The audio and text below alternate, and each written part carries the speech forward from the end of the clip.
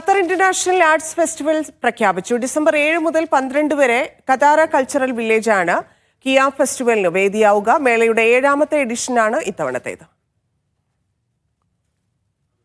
70 രാജ്യങ്ങളിൽ നിന്ന് 450-ലധികം കലാകാരന്മാരാണ് ഇത്തവണത്തെ മേളയ്ക്കെത്തുന്നത്.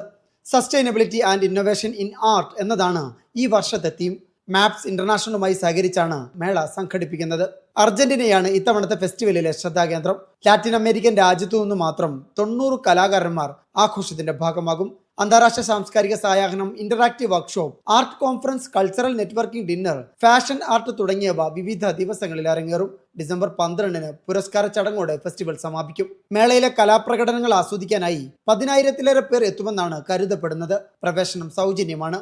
ഫിഫ അറബ് കപ്പിന്റെ വേളയിലാണ് ഇത്തവണ മേള അരങ്ങേറുന്നത് എന്ന സവിശേഷത കൂടിയുണ്ട്. Media 1, Doha.